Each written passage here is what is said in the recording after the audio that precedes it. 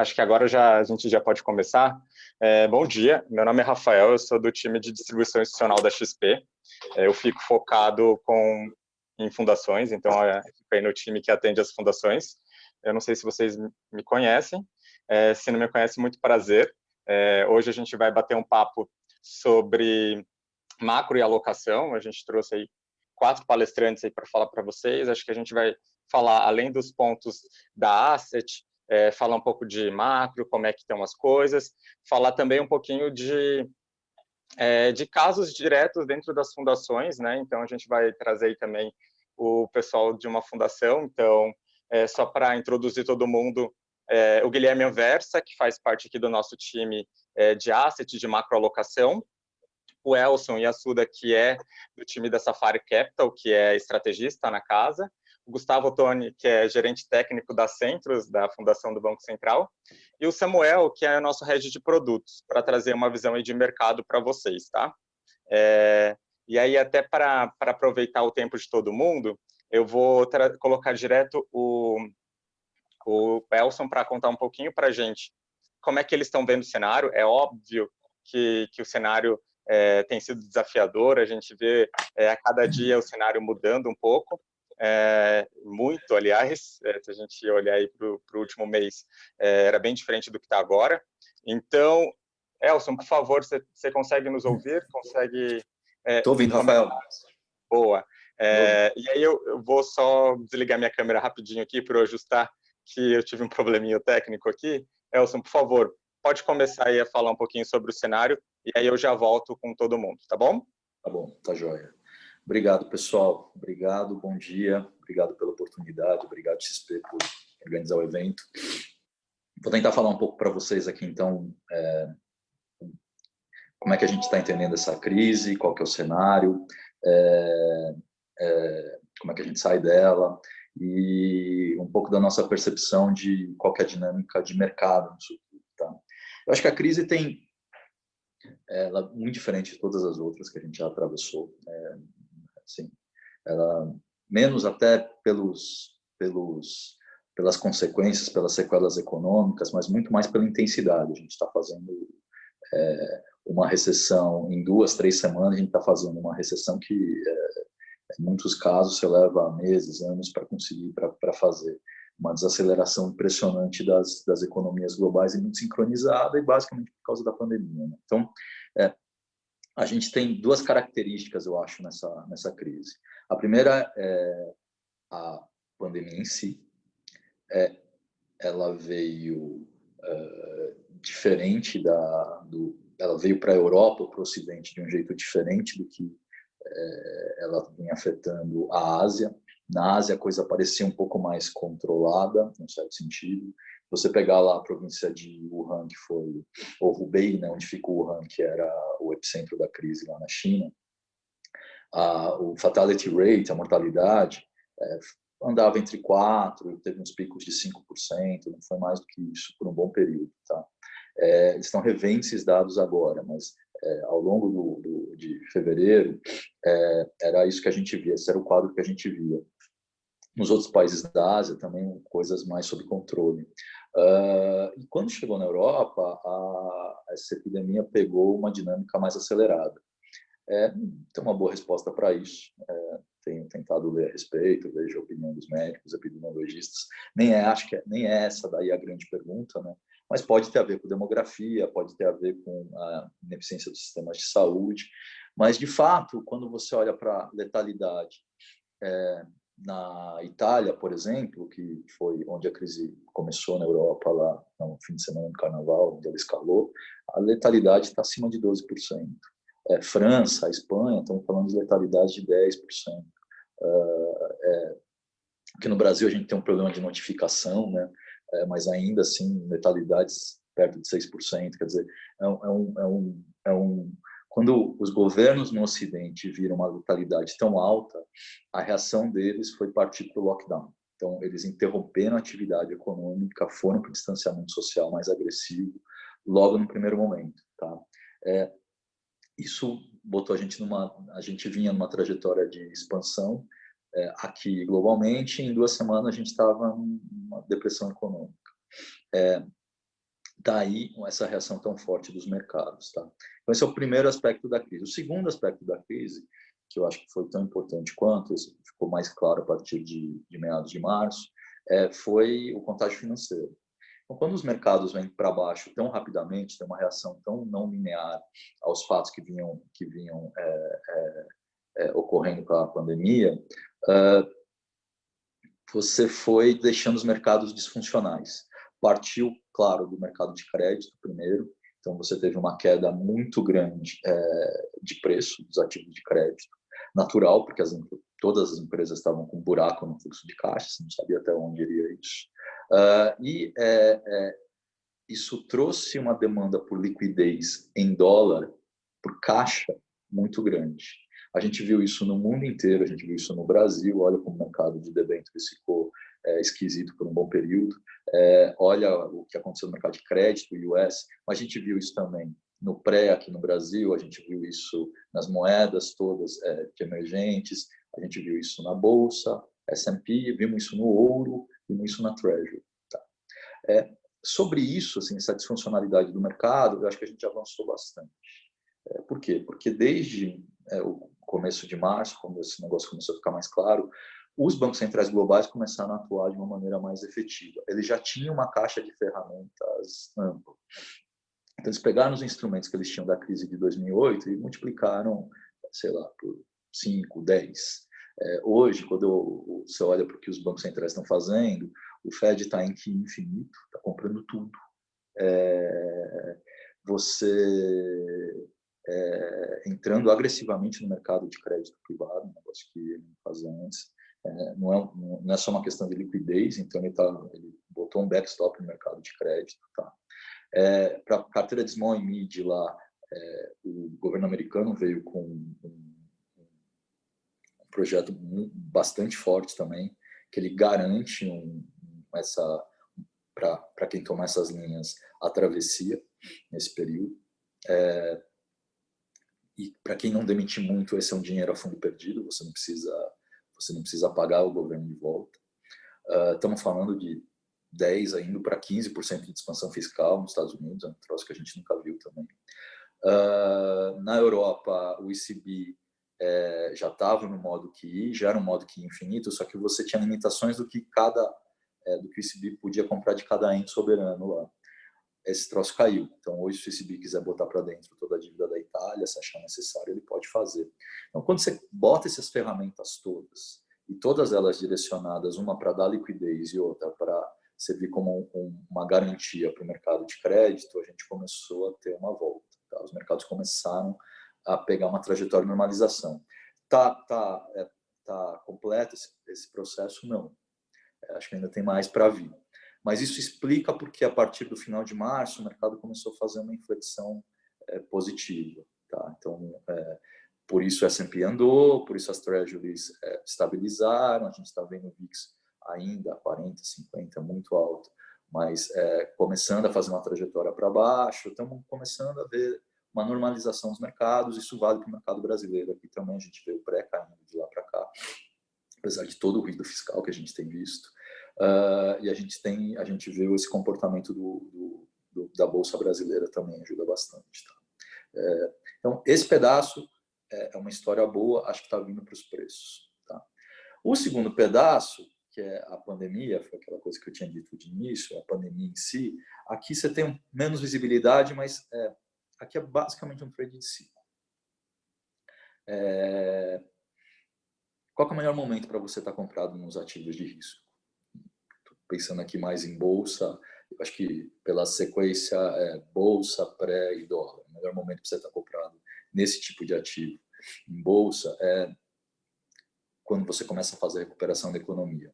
E o impressionante dessa história toda é que você botou a economia em depressão em 2 semanas e o que vai determinar a volta da economia é o ciclo epidemiológico. Tá? O que a gente sabe sobre isso? Então, é meio maluco porque a gente está tendo que tomar decisões de mercado econômicas baseado em informações que vêm da saúde. E não pode ser muito diferente, porque é isso que vai determinar a saída do lockdown. Mas o que a gente vê sobre isso? A gente percebe que Europa você fez um pico, a curva começou a devolver, a curva de mortes, de fatalidade, tem melhorado. Vale para a Itália, vale para a França, vale para a Espanha. Itália um pouco na frente. A gente percebe a Alemanha numa situação mais confortável. A gente percebe US de uma semana e meia para cá também começando a fazer o pico e começando a desenhar uma volta. E no caso brasileiro, ele é mais difícil porque a gente testa muito pouco. Isso é um problema grande de ação de policy aqui, continua sendo. Mas a gente tem indicadores conflitantes, porque, de um lado, parece que você está chegando perto do limite em alguns estados. Amazonas, acho que é o grande exemplo disso, da infraestrutura hospitalar, né? Mas, de outro, quando você olha para a entrada do sistema, e aí estamos falando de internações, elas estão ainda muito altas, mas o pico foi há 2 semanas, 2, 3 semanas. Conversa com o distanciamento social. A gente já está em distanciamento há um mês. Faz sentido você fazer o pico 1 ou 2 semanas depois disso e começar a devolver um pouco. O que eu tenho ouvido de anedótico também de rede pública, um pouco de rede privada aqui em São Paulo. Em rede pública parece que os hospitais estão com não diria uma folga, que eu acho que é um overstatement, mas assim, estão conseguindo planejar suas operações bem. Pior momento assim de internação foi há 2 semanas, por aí.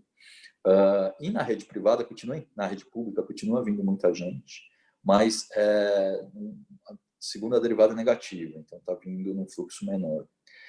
Acho que isso ajudou muito para o governo de São Paulo começar a trabalhar também a ideia de flexibilização de lockdown. Está marcado agora para a 2ª semana de maio. Provavelmente vai ser gradual, como todos os outros países estão fazendo, mas quando você começa a fazer essa migração de, olha, eu tô parado e cada semana vai me comendo um pedaço do PIB, e você começa a estabelecer um desenho de que daqui a 2 semanas você começa a fazer uma flexibilização gradual, eu tenho uma noção um pouco melhor de, olha, onde que está o final desse ciclo e o começo da volta. Tá? A gente pode ter um monte de debate aqui sobre como é que vai ser essa volta, se depois daí a 2, 3 meses a pandemia pode recrudescer ou não. Quer dizer, tem um monte de dúvida pela frente, mas o que faz preço no curto prazo ainda, e acho que as decisões nossas aqui tem que ter um componente de curto prazo também, ainda que, olhando adiante, o mercado de ações esteja muito barato, mas assim, tem que ter um componente de curto prazo.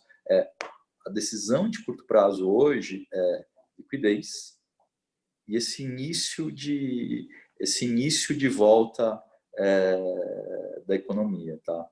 Ainda que seja turbulento para frente. Como é que a gente enxerga, então? Esse é o cenário. Eu acho que é um trade de volta de ciclo, que é onde o mercado está se posicionando. Como é que a gente enxerga o cenário, então, de curto para tentando estender um pouco mais? Eu acho que faz sentido essa deposição hoje. Acho que é para gastar risco, sim. É claro, vai balançar muito. Hoje é um bom exemplo. Quer dizer, no Brasil essas coisas nunca são muito fáceis, porque quando o ciclo vai mal, o acirramento político fica mais intenso. Então a gente está vendo hoje esse conflito aí, o Bolsonaro mandando embora o Mandetta numa semana, o Moro na outra, as pessoas se perguntam do Paulo Guedes. Quer dizer, essas coisas fazem parte esse tipo de coisa acontece realmente quando as coisas estão indo mal na economia. Não acho, assim, claro que é uma grande dúvida, mas não me parece razoável que tanto o Paulo Guedes abandone o governo agora, quanto o Bolsonaro abra a mão dele, mas essas coisas fazem balançar.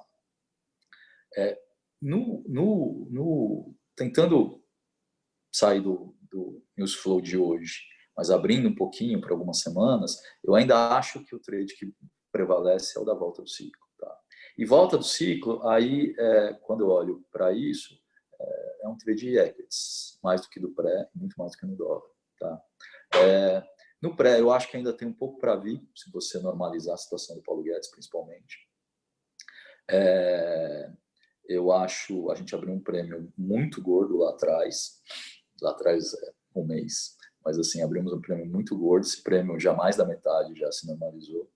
O choque é muito deflacionário, Então, a parte curta da curva cai, mas a parte longa também cai, ainda que você gere alguma inclinação, a curva se desloca para baixo.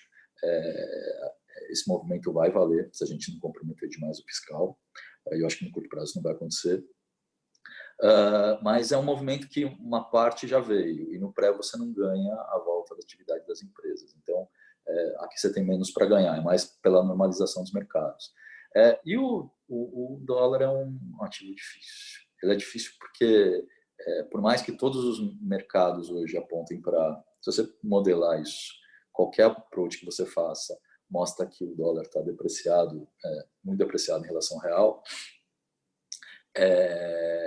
ele é o que mais depende de fluxo. Ele não é a poupança doméstica, ele é fluxo na essência. Aqui, tanto no pré quanto na bolsa, você se defende mais pelo deslocamento de poupança doméstica para esses ativos. No caso da bolsa, ainda tem um adicional de começar a fazer uma volta, tá? Ou pelo menos você ter uma noção de que a gente já está no pior momento do ciclo, daqui para frente melhora um pouco mais. No câmbio isso não existe. Acho que o câmbio pode apreciar em algum momento e chegar para o que seria talvez o valor justo lá na frente, mas um pedaço da depreciação é muito importante para a gente ajudar na volta. Ainda que a gente seja uma economia fechada, isso ajuda o setor exportador, primeiro. E dois, ele é uma derivada da queda da taxa de juros. O Banco Central vai ter que fazer isso, porque o choque é desinflacionário.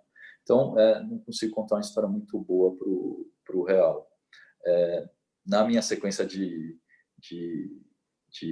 ativos, acho que são bolsa pré e câmbio lá para baixo. Tentando alongar um pouquinho o horizonte aí para terminar, eu acho que assim o ciclo epidemiológico, a parte de liquidez, acho que os bancos centrais vão cuidar disso. A gente vai fazer uma recessão grande no mundo e aqui. O timing dela vai ser muito determinado de novo pelo ciclo epidemiológico. Acho que a gente vai ter idas e vindas, então não é um negócio que é trivial, você compra e vai para a praia. Então, tem idas e vindas aqui, a gente vai ter que ser ativo nisso. Mas eu acho que tem um direcional para cima que é interessante, porque se você pensar no horizonte, por exemplo, do investidor de ações, estamos falando de 6 meses, 1 ano, acho que isso é um horizonte saudável, mínimo para um investidor de ações. E nesse horizonte, eu acho que do que a gente tem lido e ouvido a respeito, ou um tratamento, ou a vacina no horizonte mais longo, 1 ano, um pouquinho, parece ser uma aposta bem boa. Com vacina ou um tratamento efetivo em escala, você muda completamente a dinâmica da pandemia. Ela é meio final da história. Se isso vale, a gente tem uma normalização do ciclo, ou a gente volta a ter uma economia normal, no pior dos cenários, até lá. Mesmo que a pandemia tenha idas e vindas. Esse é um horizonte bom para o mercado de equities, de novo. Então, num horizonte longo, acho que faz bastante sentido. Então, para terminar, gosto da história, acho que faz sentido estar comprado, acho que tem um componente de volta de atividade que deixa equities um pouco mais atraente, apesar do risco.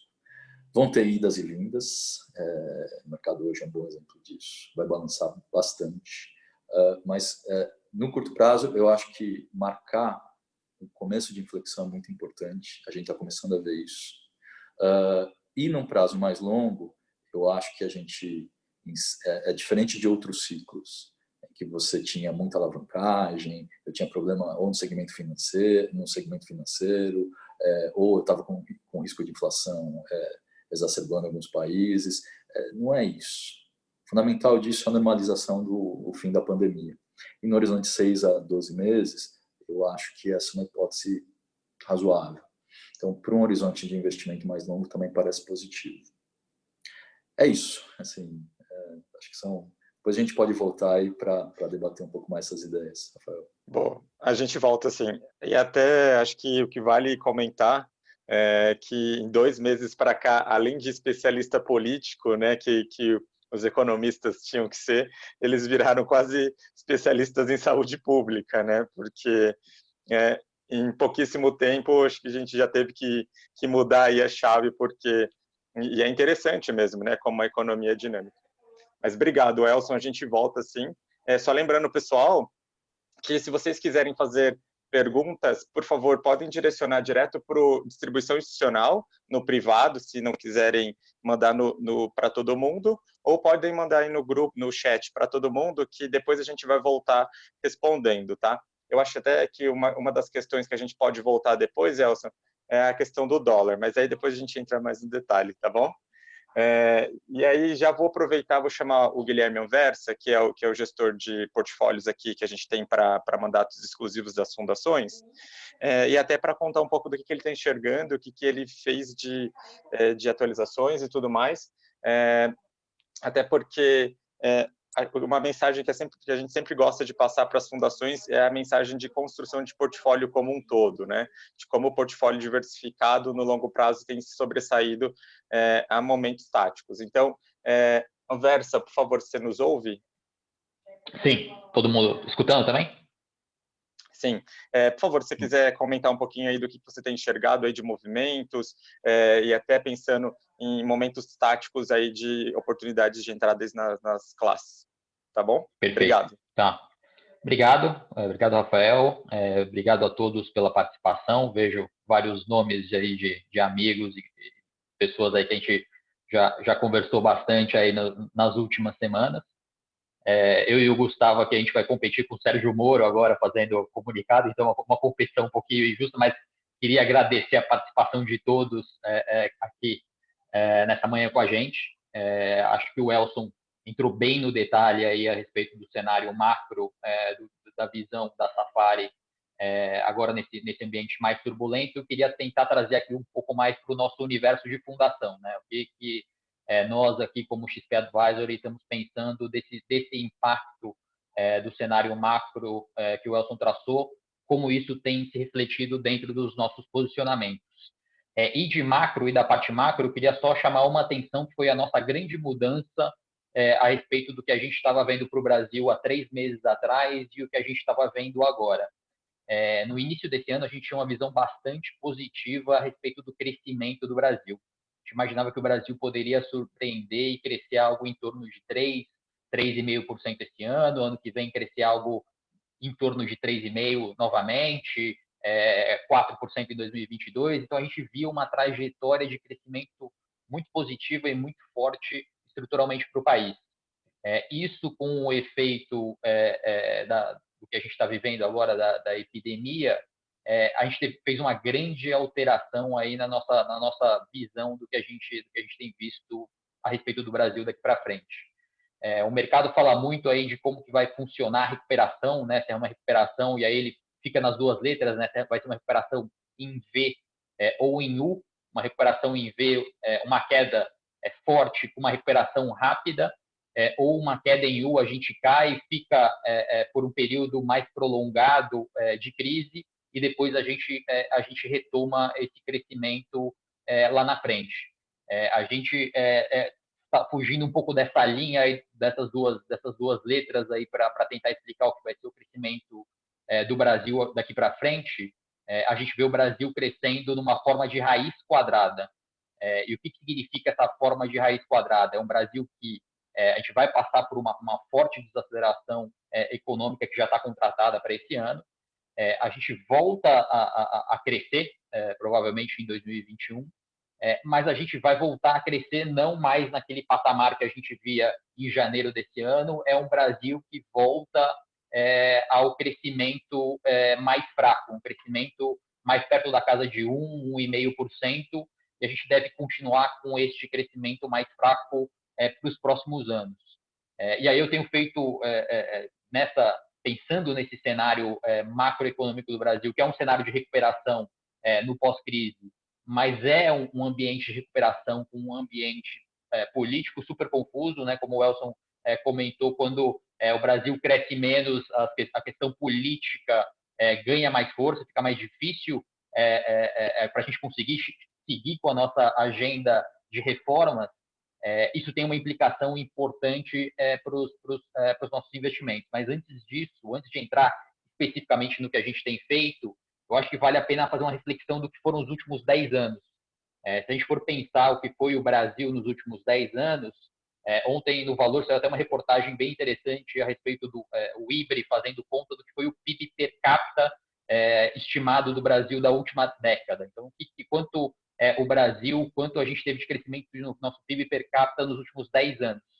É um número bem assustador. Assim. O PIB per capita do Brasil teve um crescimento de menos 0,6%, ainda com a projeção, obviamente, com o que pode acontecer no final do ano, mas é um número pior do que foi a década perdida dos anos 80.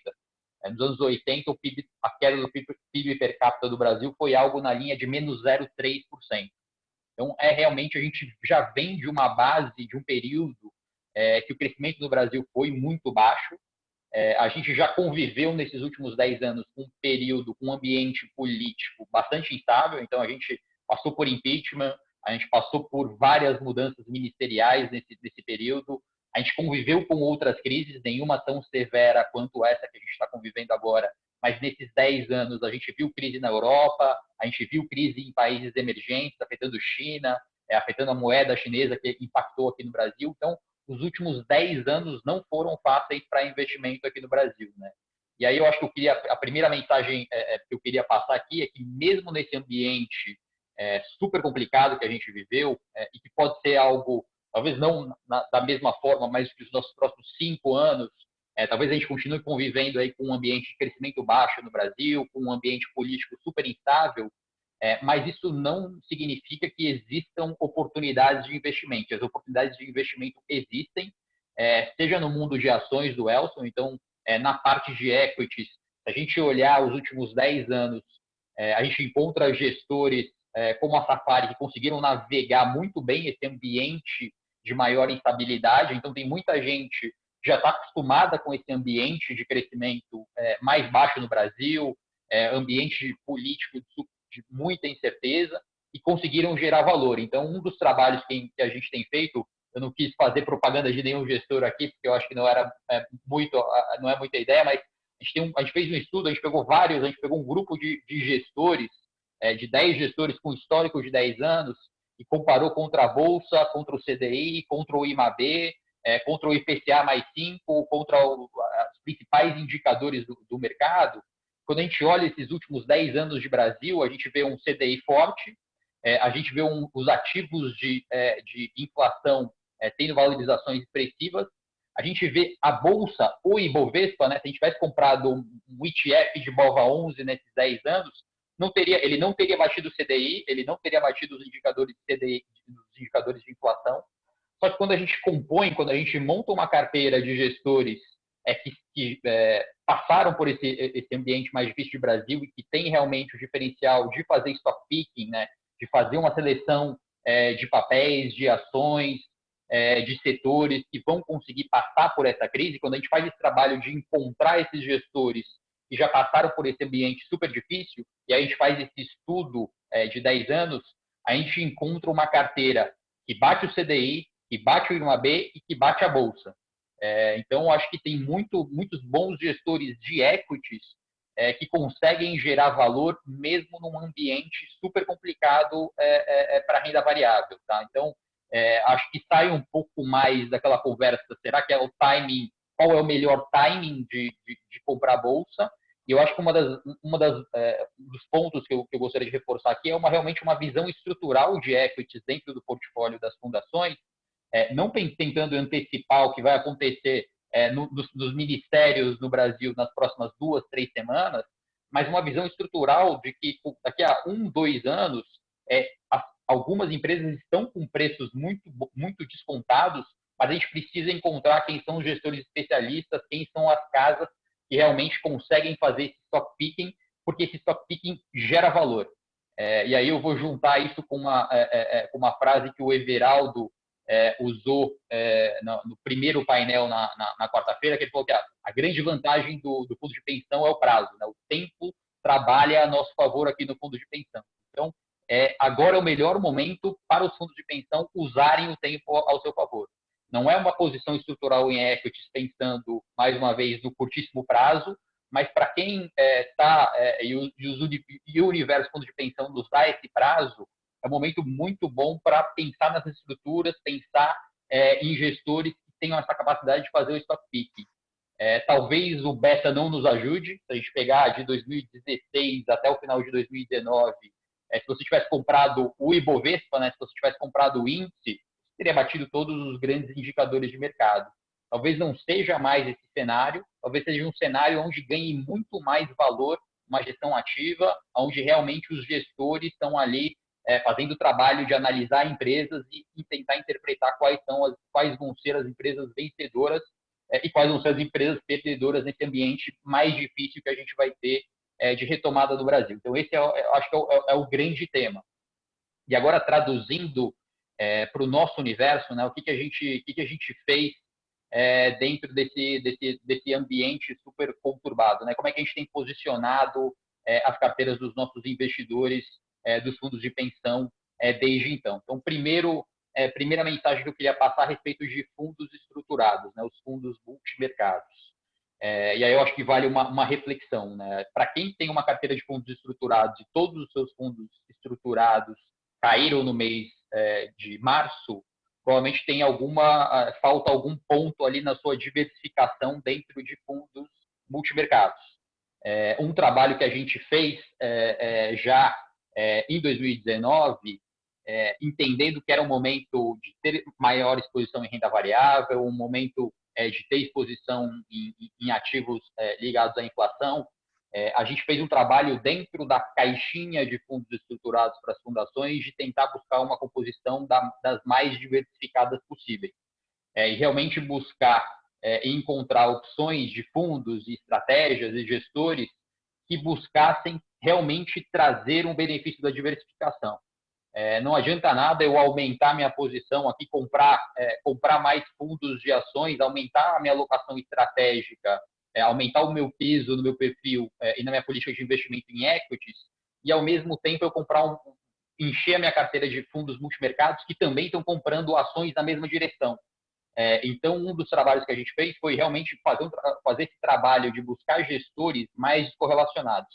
Foi realmente olhar o efeito de correlação, qual que é a correlação histórica desses gestores com o IMAB, com o Ibovespa, com essa carteira de ações que as fundações e nós também já estruturalmente fizemos esse movimento para ter mais equity. Então, uma mensagem importante é essa questão do benefício da diversificação através de fundos estruturados. Mais uma vez, se realmente toda a sua carteira de fundos multimercados também caiu junto no mês, agora no mês de março, acho que vale a pena repensar a questão de diversificação do portfólio. Segundo ponto importante, e aí é algo que a gente fez, que a gente tem feito no meio da crise, a gente já carregava e acho que é uma discussão que vem para ficar. Investimentos no exterior. Os investimentos no exterior são uma tese importante de investimento nossa na XP Advisor. A gente acha que torna-se mais relevante ainda pensar em investimentos no exterior. Então, um dos primeiros motivos que nos levou a montar essa posição na bolsa lá fora foi a questão de recuperação de crescimento. A gente vê o mundo desenvolvido crescendo na frente do Brasil. A gente acredita que o mundo desenvolvido foi atingido pela crise numa situação fiscal muito mais confortável do que o Brasil. E o segundo ponto, que talvez até seja mais importante do que o primeiro, é a questão de diversificação setorial, né? Eu acho que uma das grandes tendências que o coronavírus vai trazer para a nossa forma de investir, para a nossa forma de trabalhar, é que coisas que a gente que já iriam acontecer, elas vão ser aceleradas. Quais coisas? A forma que a gente usa essas ferramentas de tecnologia. Então, há 2 meses atrás era impensável a gente fazer um evento para fundações utilizando o Zoom, utilizando Teams, utilizando outras ferramentas de tecnologia. Há 3 meses atrás era impensável a gente fazer uma consulta com um médico, com um nutricionista, com o seu personal trainer, com uma aula de academia online.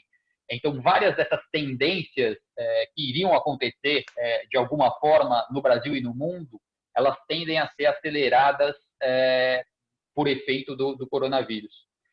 Então, uma das formas para a gente encontrar empresas que vão ser beneficiadas por isso, infelizmente, não é investindo na Bolsa do Brasil. A gente não vai encontrar Existem, obviamente, alguns cases mais específicos, mas a realidade é que as grandes empresas globais que vão ser beneficiadas por essa tendência global, elas não estão no Brasil, elas estão lá fora. Então, um movimento importante que a gente fez para os fundos de pensão aqui na XP Advisory e no Grupo XP, a gente tem feito um movimento de aumentar a exposição em ações no exterior, e isso vem estruturalmente, né? Não é um play de curto prazo, é realmente uma visão estrutural de que as empresas lá fora, as grandes empresas lá fora, também, da mesma forma que aqui no Brasil, obviamente as empresas aqui no Brasil estão mais descontadas, o Brasil acabou sofrendo mais, mas lá fora a gente também consegue encontrar empresas talvez um múltiplo um pouco mais caro, mas empresas que tendem a se beneficiar desse ambiente de melhor estrutural. Então, o tema investimentos no exterior, acho que ganha mais valor, e mais uma vez vou juntar com o que o Everaldo falou na quarta-feira. Não é um tema não é uma aposta de moeda, né? Acho que é uma das coisas que o investimento no exterior ficou simplesmente voltado a um play de moeda. Investimento no exterior também traz essa vantagem de realmente a gente encontrar investimentos que a gente não tem aqui no Brasil. E a última mensagem que eu queria passar, para não estourar o limite e deixar aberto para perguntas, queria reforçar que neste ambiente de muita incerteza e onde os participantes em geral estão mais sensíveis, né? Os planos de certa forma acabaram sofrendo agora no mês de março. O papel da educação financeira ganha um peso enorme. Assim, tá? Eu gostaria de usar o exemplo do que o Rafael, do que nós temos feito, de realmente é o momento de estar próximo dos investidores, dos participantes.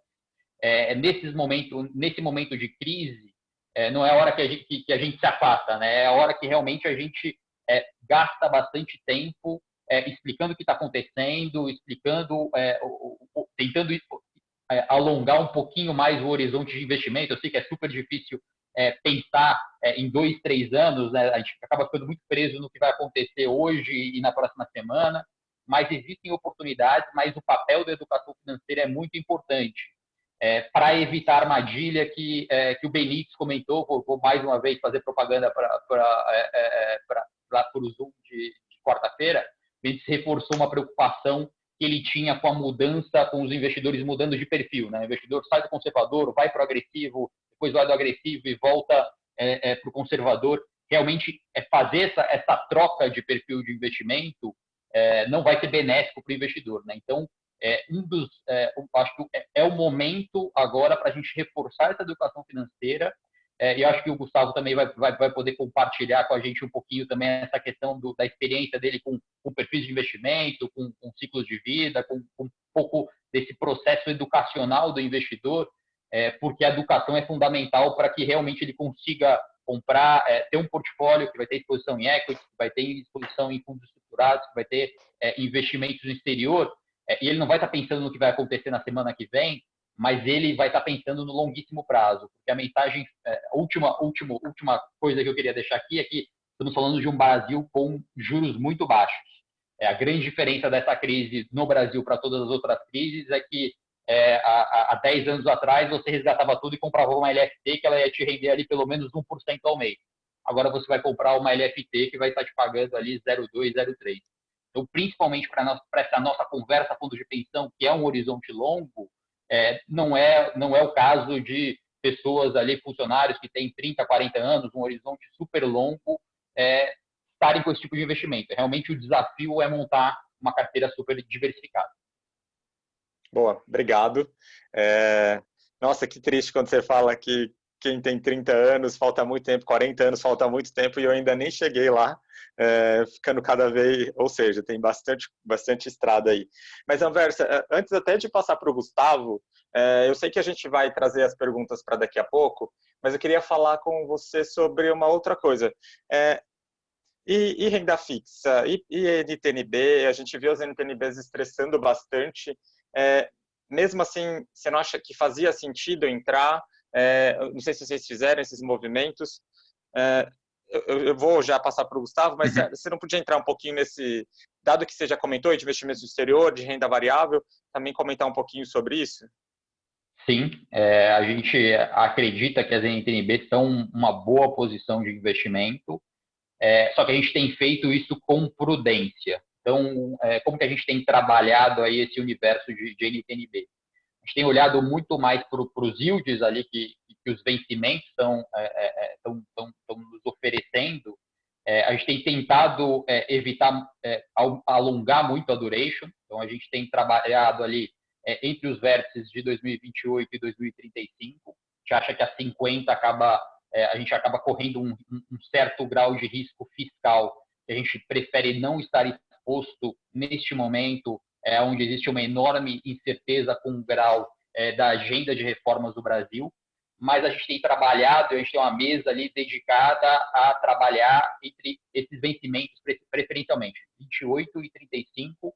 A gente não acha que é o momento para aumentar o risco de uma forma muito agressiva, mas a gente acha que são dois pontos ali, duas estratégias que estão com taxas bem interessantes, e dado que a gente vive num mundo, várias economias que estão com juros zero ou muito próximo disso, e o Brasil deve continuar com taxas de juros muito baixas. Agora no início de maio, a gente tem a próxima reunião do Copom. A gente acredita que o Banco Central pode trazer essa taxa de juros para algo em torno de 3%. Então, as NTNBs já nos parecem apresentar um prêmio bem interessante, mas, mais uma vez, prudência, porque a gente ainda vive um ambiente bastante confuso aí do ponto de vista político. Então, a gente tem tomado um certo cuidado para não fazer grandes apostas e aumentar o risco demais nesse momento. Perfeito. Obrigado, Versa. E agora vamos passar a palavra para o Gustavo da Centros. O Gustavo, que é gerente técnico da Fundação, gerente de investimentos. A gente tem visto aí nos últimos... a gente sempre fala bastante de olhar o portfólio da Fundação como um todo e não olhar especificamente segmento a segmento. Então, a gente convidou o Gustavo aqui para contar para a gente um pouquinho de como é que eles fazem isso dentro da Fundação. E aí já vou deixar com ele, que ele já vai contar para a gente. Gustavo, por favor, fique à vontade. Obrigado. Bom dia a todos, né? Todos os participantes, o Elson, o Guilherme, o Rafael, o Samuel, né, que vai se juntar a gente. E principalmente a todo mundo que está nos ouvindo aí, né? Concorrendo com o Moro é difícil, né? Mas vamos tentar passar um pouco da nossa experiência. Eu só queria realmente cumprimentar, né, a iniciativa da XP. Realmente está sendo bem interessante. Você vê aqui, a gente tem um auditório aqui de 81 colegas, né, do segmento de previdência. É uma oportunidade da gente poder compartilhar um pouco o que a gente está vivendo, né? O Rafael já foi também de previdência, então conhece como é que é esse mundo. E eu acho que a gente tem muita coisa para trocar. Até quando eu for contar aqui o caso aqui da Centros, até toco um pouco nesse ponto, como é importante a colaboração entre as fundações, como que foi importante para a gente nos nossos processos. Então, antes, talvez até com o risco de chover um pouco no molhado, eu queria reforçar, né, o nosso perfil como fundação, que a gente tem realmente essa característica de olhar mais para o médio e longo prazo, até por causa da questão do nosso passivo, que é mais estável, é mais previsível. Isso foi uma coisa que eu acho que na primeira live, né, o Benítez comentou bastante, né, como a gente tem aquela previsibilidade de liquidez, e isso a gente tem que usar a nosso favor. Então, para fundações faz todo sentido você montar um processo de macroalocação de ativos, um processo de diversificação da sua carteira e você ser fiel a ele, né? Acho que essa aí é uma questão interessante, importante, porque também não adianta você fazer todo o planejamento e no primeiro pânico, na primeira euforia, você desmontar todo o seu processo. E a gente pode e deve ser fiel às nossas posições estratégicas. Então, é claro, assim, quando eu falo de previdência, cada plano, você não tem uma receita única, né, para todo tipo de plano. A gente, por exemplo, lá na Centros, a Centros é uma fundação que completa 40 anos esse ano, é uma fundação que já tem um tempo de estrada. a gente já tem bastante essa cultura de pagamento de benefícios, a gente tem em torno de 7 bilhões de ativos, né? E boa parte desses ativos está em planos de benefício definido, que a gente só paga benefício, a gente não recebe contribuição há um tempo, aliás. Então, para esses planos de benefício definido, é claro que a estratégia de casamento de fluxo de caixa é o que é preponderante, né? A gente tem boa parte dos nossos recursos já distribuídos em ativos atrelados à nossa meta atuarial. A gente tentou fazer a distribuição ao longo do tempo, porque nesse ponto a questão da liquidez é muito importante, né, para fundos de benefício definido, principalmente, claro, para CD também, mas os CDs são mais novos, então fica um pouquinho menos, né, essa liquidez fica mais para frente. E no nosso plano de contribuição definida, a gente usa bastante a macroalocação de ativos, né? Acho que isso aí é fundamental. Ele passa a ser preponderante, a gente usa um pouquinho no de benefício definido, mas no de contribuição definida também é muito importante. Então, assim, basicamente, a gente tem digamos, um arcabouço técnico, um modelo estatístico que dá esse norte para a gente. É um modelo que a gente tenta ali ir incluindo vários classes de ativos, vários fatores de risco, para ajudar na diversificação da carteira, né? Acho que desde que a gente, final ali de 2018, ou até um pouco antes, mas ali no final de 2018 ficou bem evidente a necessidade de diversificar os ativos, né? Eu falo isso porque naquela época as NTNBs mais longas pagavam IPCA mais 6. Então era um pouco menos desafiador a gente conseguir bater os nossos índices de referência, nossas metas estratégicas. E aí a realidade é que essa taxa foi caindo. E aí, dentro da Centros, entrando já no nosso caso, a gente sentiu a necessidade urgente de diversificar. Naquela época, nossa carteira tinha basicamente ações, carteira própria em ações, e uma carteira de NTNBs. Então, a gente, naquele momento, a decisão foi tentar ir preenchendo, digamos, as caixinhas, né? Olhar aqueles segmentos ali da 4661 e tentando ir alocando em cada um daqueles segmentos, né? Então, a gente fez diversos processos seletivos. Aí é importante ressaltar que a escolha, né, se a gente faz por meio de gestão terceirizada, por meio de fundos, escolha de gestores, ou por carteira própria, eu acho que aí depende também de cada fundação, depende do porte da fundação, da própria cultura da fundação, do que os participantes, os patrocinadores pensam, né? Em última instância, o que o conselho pensa sobre isso, mas também é uma questão de custo.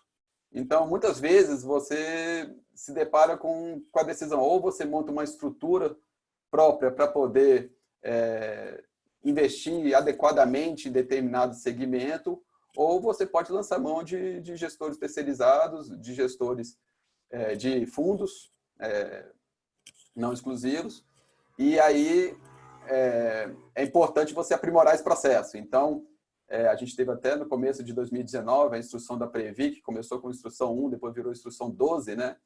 E ela já traça um pouco daquilo que você deve observar, sempre pensando na governança, né, das fundações, dos investimentos das fundações, na hora de você fazer essa escolha. E a gente teve experiências muito ricas, né? Então, naquele momento, final de 2018, entrando para 2019, a gente começou a fazer diversos processos.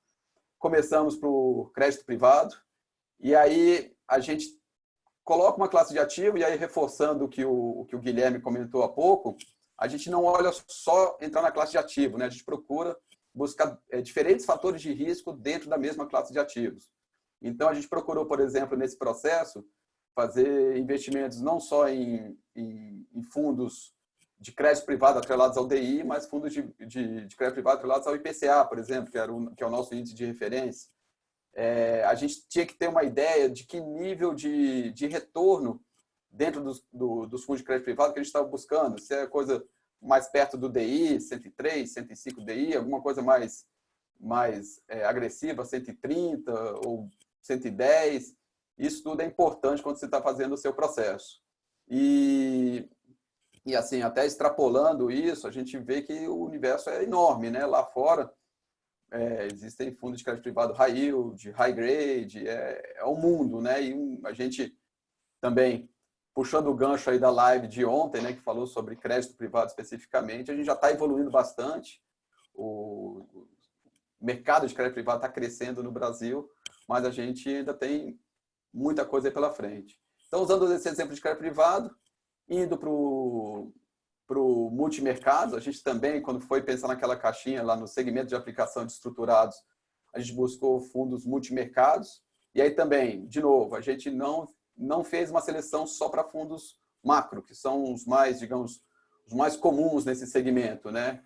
Então, a gente procurou também não só fazer uma seleção para fundos macro, mas também para fundos que a gente apelidou de descorrelacionados, né? Então, entrou aí nesse universo fundos long short, fundos de arbitragem, fundos quant, que agora, por exemplo, na crise está... Foram bem. Então, fundos que estão indo muito bem.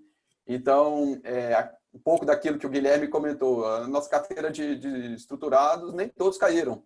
Então, isso a gente ficou feliz que a gente pensou nisso na hora que a gente for fazer a diversificação. Então, a diversificação, quando a gente fala, não é só acrescentar segmentos, mas dentro desses segmentos a gente acrescentar diferentes fatores de risco. Isso é importante para a carteira, é uma forma de proteger bem a carteira. Um outro aspecto que também é relevante, também foi mencionado pelo Guilherme, é o segmento exterior. Segmento exterior, bom, voltar um pouquinho aqui no nosso modelo de macroalocação, a gente tenta ali, tenta modelar, né, como que são esses diversos fatores de risco. A gente acaba montando uma curva de distribuição de retornos esperados. A gente tenta estimar aí a volatilidade de cada um desses fatores de risco. A gente tenta estimar a correlação entre os fatores de risco e, ainda mais, a gente tenta estimar como que essa correlação muda de acordo com cada simulação que a gente faz. Esse aí talvez é o aspecto mais desafiador, mas é importante. Agora, por exemplo, que a gente está num momento de crise, num momento atípico, a gente vê que as correlações aumentam muito. Então, às vezes, você monta a sua carteira pensando nas correlações em tempo de normalidade, quando chega num momento como esse, pode ser que não funcione a diversificação do jeito que você imaginava a priori.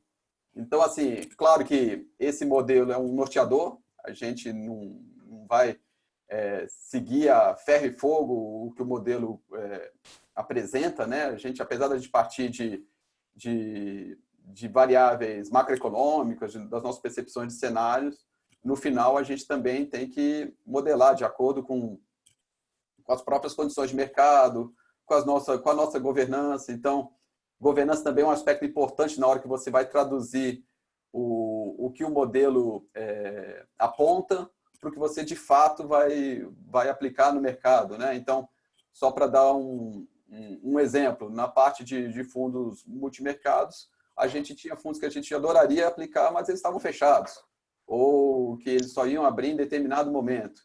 Então, tudo isso a gente tem que levar em conta.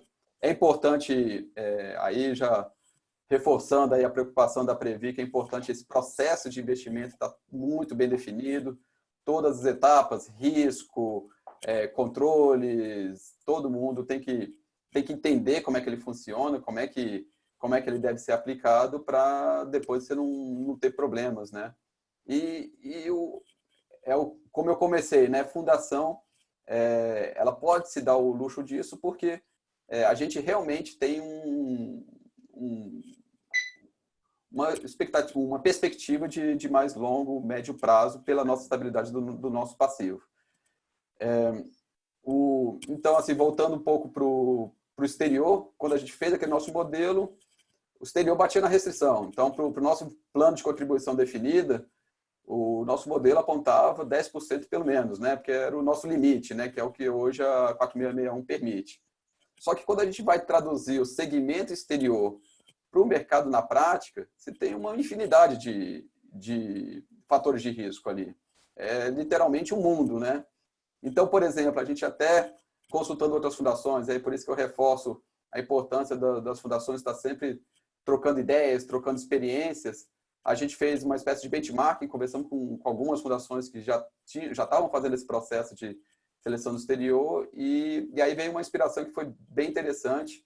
A gente adotou no nosso processo de seleção, que como a gente já tinha nosso processo de macroalocação montado, a gente entende que tem toda uma macroalocação, ou toda uma gama de fatores de risco no exterior também. Como é que a gente fez? A gente apresentou a nossa carteira e destacou, olha, 10% é para o gestor apresentar a melhor solução de investimentos possível, com todas as alternativas, com todas as possibilidades que podem ser encontradas investindo no exterior. Os outros 90% é isso. A gente já definiu, é isso. E a gente apresentou nossos objetivos. A gente, no caso, buscava maximizar o Sharpe, né, o retorno ajustado ao risco, e a gente tinha uma preocupação muito grande com o que a gente chama do risco de cauda, né, que é justamente a carteira não desandar em momentos atípicos que estão ficando cada vez mais frequentes, né? Então, assim, a gente tem essa preocupação também de não dar um susto muito grande ao nosso participante, né? A gente quer dar consistências aos nossos resultados. Então, assim, basicamente, a mensagem que eu queria deixar é que a macroalocação acho que é fundamental. Ela deve levar em conta essa perspectiva de mais médio e longo prazo. Então, até porque em estatística, né, eu tenho mais confiança em tentar imaginar como que vai ser o desempenho dos meus investimentos no horizonte um pouco mais longo, talvez 2, 3 anos, porque eu vou estar passando pelos diversos ciclos de mercado, do que daqui a um mês. Daqui a um mês pode acontecer uma coisa atípica, como agora a gente está vendo, né, o Moro falando da demissão dele, uma pandemia que ninguém esperava de repente surge, e a gente tem que confiar e ser fiel a essa estratégia. Então, por exemplo, num momento como esse, a gente tenta se apegar à nossa macroalocação estratégica, mas também pode ser uma oportunidade para a gente adotar alocações táticas. Então, o Guilherme comentou muito sobre isso, que tem oportunidades por aí. Claro que movimentações táticas são menores, né, de orçamentos menores, né? No fim das contas, que vai terminar boa parte do seu desempenho essa é uma colocação estratégica e não tanto esses movimentos táticos. Os movimentos táticos ele ajuda você a ir melhor nesses movimentos de mais curto prazo. E é importante nesse movimento tático você saber exatamente o que você está buscando. É bom você ter uma meta, um alvo, para o tático não virar o estratégico, né? Então, essa é a experiência que a gente acabou absorvendo ali na Centros. Rafael, eu vou comentar um pouquinho rapidinho que o Guilherme ele falou um pouco de perfis e Perfeito. Fazer só um comentário rápido aqui. Na verdade, a experiência que eu tive com perfis foi até na FUNPRESP. Tem até alguns colegas aqui da FUNPRESP que eu estou vendo que está acompanhando aqui a gente.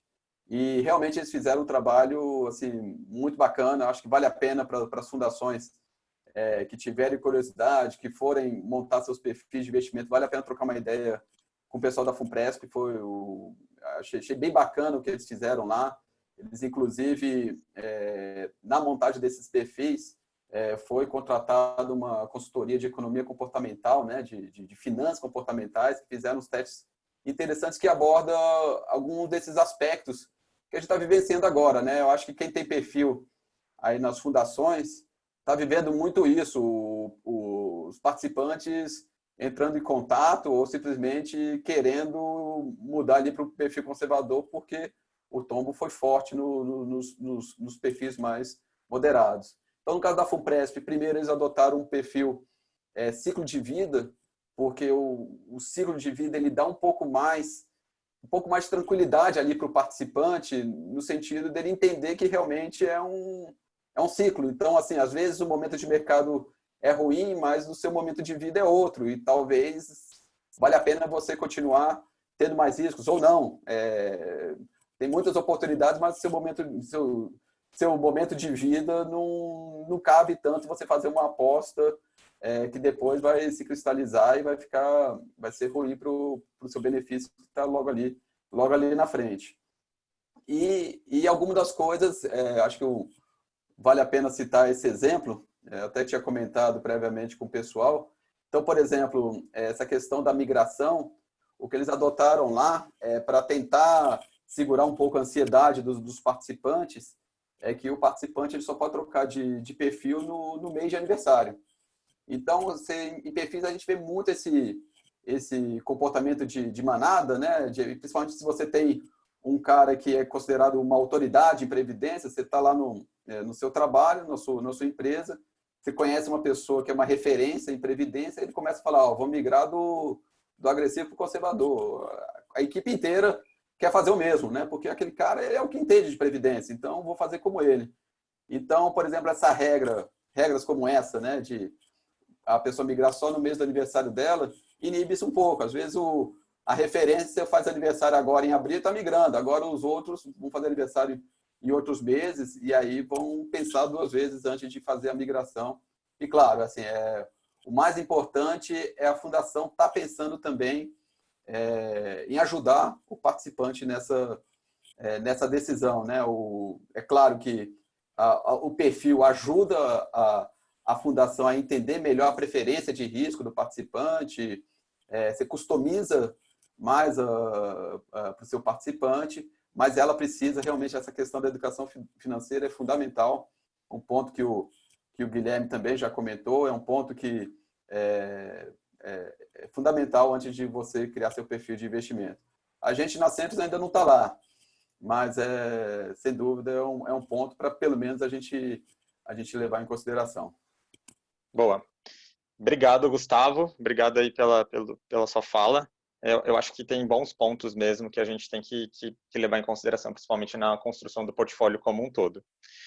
Eu vou passar, antes de passar a palavra para o Samuel já está aqui com a gente na live. A ideia de trazer o Samuel aqui, o Samuel ele é head de produtos, principalmente na análise de fundos de investimento, para a plataforma da XP como um todo, mas acho que valeria a pena ouvir um pouco do que ele tem visto de movimento nos fundos como um todo, né? Às vezes a gente fica um pouco mais restrito, né, aos fundos enquadrados, mas é legal a gente saber como é que o mercado está se comportando como um todo, porque no fim das contas isso vai impactar na carteira da fundação, né? Mas antes disso, eu vou só deixar uma pergunta em aberto que depois eu vou voltar, que é para o Elson e pode ser para o Gustavo também, para o Guilherme, que eu entrei em renda variável em janeiro de 2020, fundação.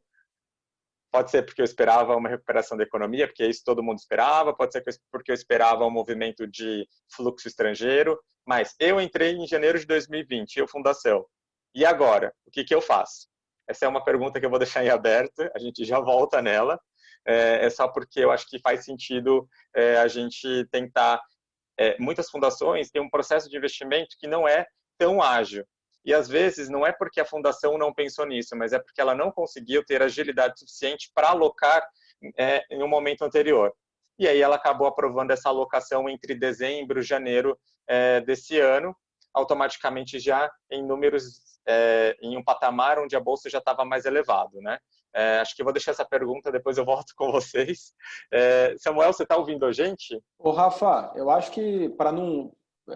Antes até de falar bom dia para todo mundo, quase boa tarde, acho legal abordar isso, porque senão vai quebrar, né? Eu vou falar de outras coisas e tal. Acho que bota a galera no fogo aí, não dá muito tempo para eles responderem, não. Boa. Então, aí daqui a pouco a gente volta. Boa, obrigado.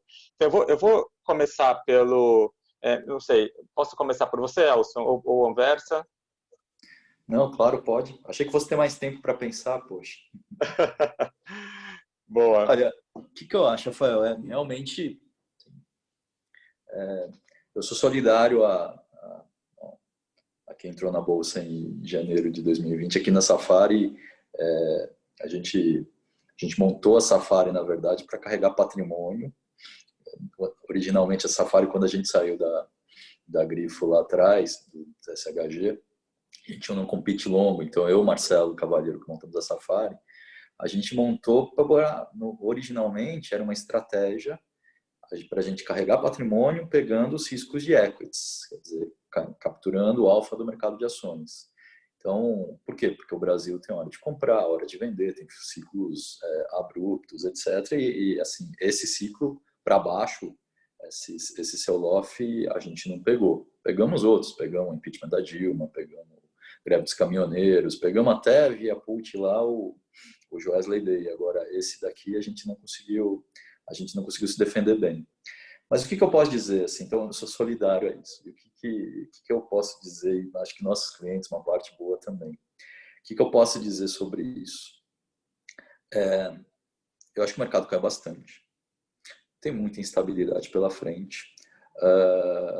Eu gosto, eu sou dos economistas, acho que dos que não gosta muito de ficar dando, não tem muito esse fetiche por alfabeto, de ficar dando trajetórias e tudo mais, mas eu gostei muito desse raiz quadrada que o Guilherme mencionou. Acho que pode ser uma boa descrição do que vai acontecer, porque tem uma volta, mas muito provavelmente a gente não volta na média um horizonte aí de, sei lá, um ano, para o mesmo nível que a gente estava no começo da crise.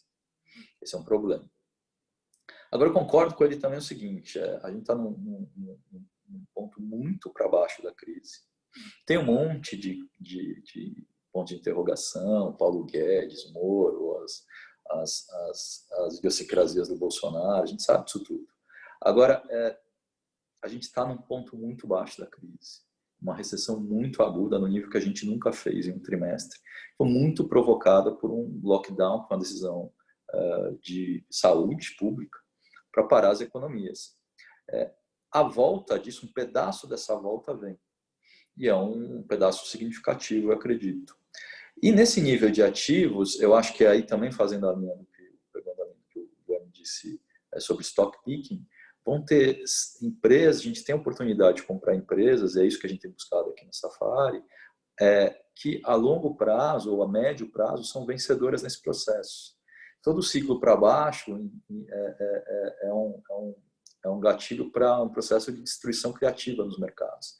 Então, quem tinha balanços menos saudáveis, quem tinha um modelo de negócios não tão afinado, quem tinha problemas mais claros de gestão, vão ficar para trás. As grandes empresas vão ganhar share.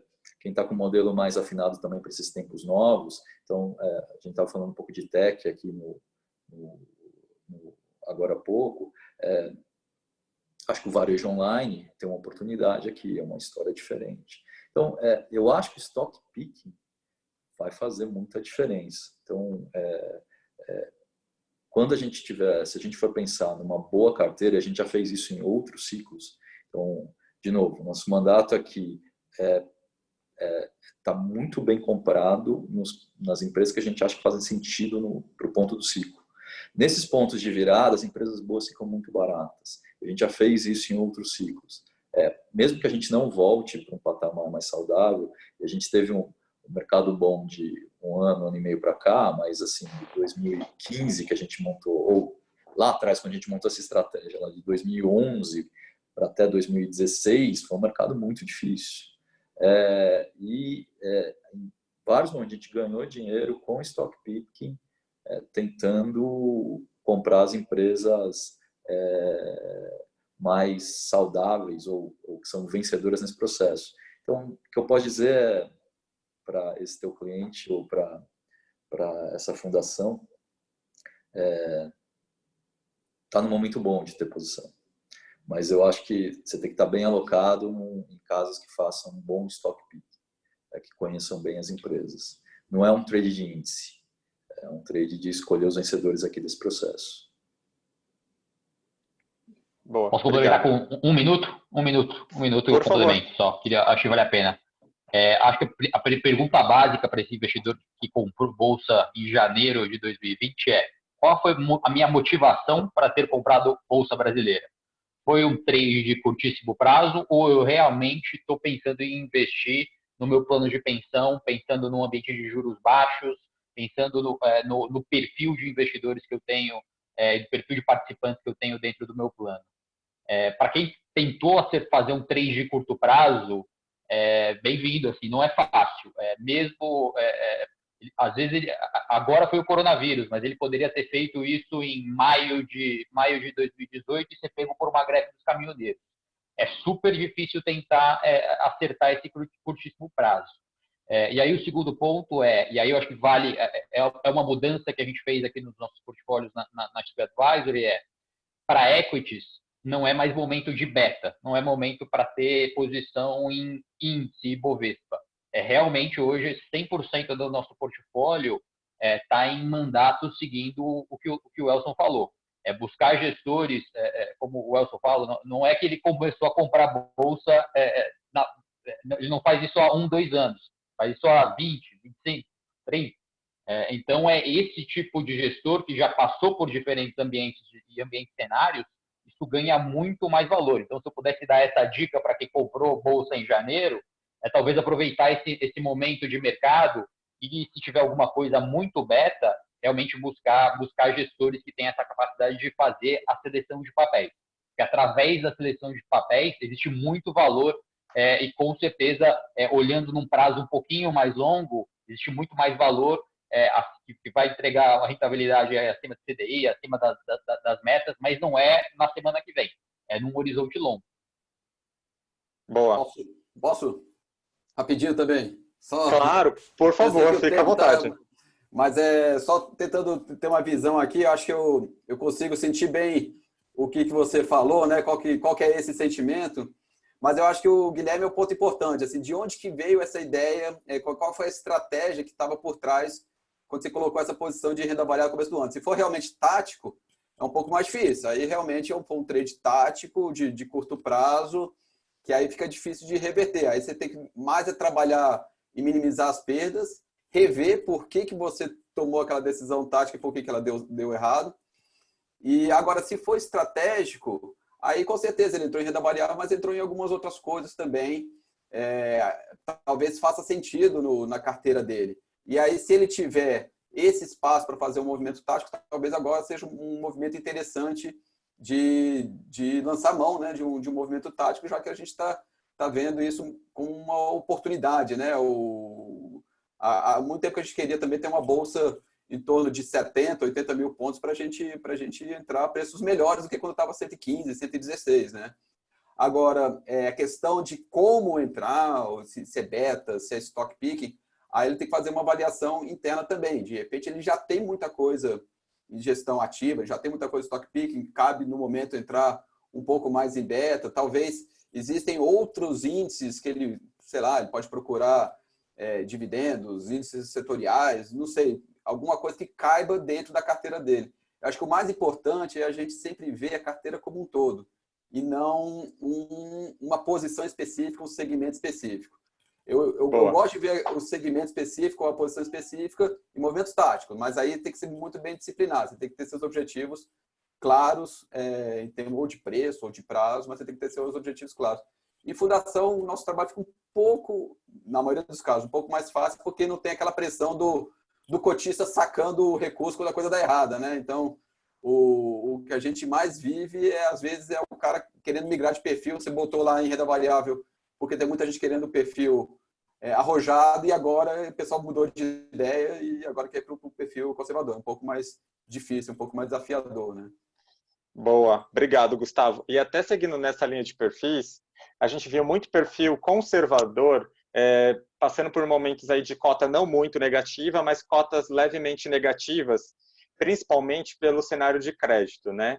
E aí eu acho que vale a pena a gente passar já a bola para o Samuel, para talvez, Samuca, a gente comentar um pouquinho de como é que esse mercado de crédito se comportou, porque muita gente se machucou no crédito high grade, né? Tá bom. Bom, agora sim, bom dia. Antes de virar boa tarde, 13 minutos aqui. Trabalho em glória de falar com vocês, faltando 13 minutos para o almoço, mas eu vou tentar acelerar aqui, Rafa, e deixar espaço para perguntas, tá? Dado que eu não vou usar muito slide nem nada. Mas, bom, o Rafa já falou, eu sou responsável ali pela área de análise de fundos do grupo. Toda a parte de fundos, tem muita coisa que a gente olha. Fundos de renda fixa, fundos multimercados, fundos de ações, fundos internacionais, fundos de previdência, fundos imobiliários ficam ali com a gente. E como tudo sofreu, basicamente, vocês podem imaginar aí o quanto de trabalho a gente está tendo. Porque tem que apagar incêndio imobiliário, tem que apagar incêndio em crédito, tem que apagar incêndio em multimercado. Mas eu vou deixar o crédito por último, porque de fato foi o que mais surpreendeu negativamente, o que mais nos deu trabalho. Mas eu acho que assim, falar de fundos de ações é meio plain vanilla, é meio óbvio, porque o William Bonner já está falando todo dia lá no Jornal Nacional. Então, acho que dos fundos que a gente acompanha na plataforma, não tivemos grandes surpresas negativas. Os fundos mais arrojados, mais alavancados, que vinham performando muito acima do índice na época de mercado de alta, acabaram sofrendo muito mais, isso era esperado. Obviamente que ninguém esperava essa correção gigante, mas teve um ou outro estresse ali com esses fundos, no sentido de a gente ficar muito próximo, trazer o gestor para próximo dos assessores, fazer live, fazer conteúdo, abrir carteira, mas assim, não foi nada tão surpreendente. Onde que começaram as surpresas negativas? Nos multimercados. Até a gente conversa muito com o Anversa, falando lá dos fundos de fundos, dos portfólios, e uma coisa que ele até fez bem mais forte ali nos portfólios da XPA e nos produtos que a gente tem lá na plataforma, nos fundos de fundos, a gente estava no meio do caminho, a gente via, desde novembro, dezembro já, o grosso dos fundos multimercados de estratégia macro comprados em bolsa. Assim, era unânime essa posição. Todo mundo tinha posição comprada em bolsa. E o que a gente começou a fazer lá atrás, pensando em construção de portfólio, né? A gente começou a reduzir um pouco. No caso dos fundos da plataforma, dos fundos lá para os clientes finais, o que a gente fez foi falar, poxa, vocês estão otimistas com bolsa? Legal, então eu vou botar um gestor de bolsa para fazer esse trade. E a gente começou a trocar alguns multimercados macro, ou reduzir no caso, para colocar gestores de fundos long short de fato. Em paralelo, também adicionando os fundos mais descorrelacionados, que a gente carece, infelizmente, no Brasil, né? São poucas estratégias, não tem muitas boas, né? Consistentes. As poucas boas e consistentes que tem fecham muito rapidamente. Um fundo que a gente gosta, por exemplo, é o Absolute Alpha Global, que tem uma estratégia ali relativamente limitada. Enfim, a gente viu isso e acelerando aqui a fita, infelizmente aconteceu o que a gente temia. Quando veio essa correção grande, eu não tenho essa estatística de cabeça, mas vou chutar aqui que 3/4 dos gestores apanharam demais, muito mais do que eles mesmos esperavam, por conta da posição em bolsa. Porque, poxa, a bolsa chegou a cair no low ali, teve um drawdown de quase 50%, 47%, 48%. Você tem 20% de exposição, alguns gestores tinham 25%, 30%, só esse 20% já te dá 10% na cota. Para um fundo multimercado, não é um prejuízo tão palatável assim, por mais que seja um fundo arrojado. Se você adicionar isso aos prejuízos que tiveram com juros pré-fixados, porque a curva inteira abriu, e alguns deles com câmbio, que estavam ali vendidos em dólar, a gente viu ali drawdowns de 15%, 20%, alguns extremos de 40% de drawdown no fundo multimercado. Então, teve assim, na média, falar minha opinião aqui, depois o Anversa pode até falar dele, o Gustavo também, houve uma decepção com os gestores. Assim, como todos estavam muito otimistas, tanto com o cenário lá fora, menos, né, mas otimistas, quanto com o local, os gestores estavam de peito aberto, assim, não tinha muitas proteções nas carteiras, e se tinha, ela era muito pequena, assim, ela foi insuficiente para salvar os portfólios, tanto é que você consegue contar na palma da mão, quais foram os gestores, falando de gestores macro, os gestores macro que conseguiram se defender. Ó, são 5 aí, não vou falar o nome específico aqui, aliás, vou falar, vai. JGP, Ibiúna, Adam, SPX, tá faltando um aqui importante. A gente nem tem na plataforma o Itaú. Assim, por incrível que pareça, os fundos multimercados do Itaú performaram bem, muito bem, inclusive. Então, assim, de 100, 120 gestores, você teve 5 ou 6 ali que defenderam. Então, isso aqui é uma prova de que essa visão nossa estava correta. Nos portfólios da XPA, conseguiu defender bem mais, inclusive, do que os outros fund of funds. Então, essa foi uma decepção ali. Muitos fundos têm recuperado, mas vão demorar muito mais para recuperar. Por quê? Porque muitos deles têm stop loss. Vai caindo, ele reduz. Então, embora o mercado tenha voltado das mínimas ali uns 20%, 25%, a bolsa especificamente, ninguém está voltando, ou raramente, assim, eu não lembro de nenhum de cabeça, está voltando com o risco inteiramente alocado. Você está pegando a volta menos alocado e vai demorar para retomar riscos. Então, os gestores estão machucados na média. A maioria não zerou bolsa, eles continuam, só que com tamanhos menores. A posição em juros voltou a estar presente aí depois que a curva abriu bastante. Já está dando lucro para um ou outro gestor. E câmbio, definitivamente, assim, quem estava vendido não tem coragem nenhuma de vender nem a 5,70, 5,80 hoje, porque o cenário está muito fluido, está muito instável. Mas é isso, tá? De novo, puxa, palmas aqui para os fundos mais diversificados, mas mesmo assim nem todos eles deram resultados, tá? Os quantitativos, houve uma dispersão, são poucos também, já tem esse problema no Brasil, e houve uma dispersão ali de retornos entre eles, tá? Nem todos foram tão bem quanto a gente achava que iriam. Um detalhe aqui que os fundos multimercados internacionais também sofreram, porque dessa vez todos os mercados caíram, moedas de emergentes, bolsas de desenvolvidos de emergentes, bondes, renda fixa em geral caiu. Então, nesta crise aqui, os fundos internacionais de estratégia mais macro, de asset allocation, sofreram tanto quanto os gestores locais, não ajudaram tanto. Os redeados, os que têm a estratégia não redeada em dólar, aí sim, contribuíram bastante para o portfólio. E por fim, aí sim o crédito, né? O crédito definitivamente foi a grande decepção. Acho que vocês tiveram aí um painel ontem com o Urbano, não sei o que especificamente o Urbano citou, mas o que aconteceu no Brasil? É que a gente está sofrendo com o desenvolvimento do mercado. É um paradigma isso, né? Por ter um mercado que está mais eficiente em termos de precificação, os fundos sofreram. Como assim? A tal da marcação a mercado. Até maio 17, maio 18, eleições de 2018, você não tinha muita volatilidade no mercado de renda fixa, crédito, pós-fixado principalmente. No inflação sempre teve, porque a AB abria, as debêntures abriam, as letras financeiras atreladas a IPCA ou IGPM abriam também, mas no mundo pós-fixado, pouquíssima volatilidade. A gente viu um mini estresse em outubro e novembro, principalmente no ano passado, que houve ali, como o CDI começou a cair, os papéis como atrelados ao percentual do CDI foram ficando cada vez mais indesejados. O 110 do CDI, 115 do CDI com o CDI a 10, quando o CDI foi para 4, 3,75, esse 110 virou lixo, ninguém quer, né? Então, muitos gestores, investidores, pessoa física, até fundos de pensão, começaram a se desvencilhar desses papéis.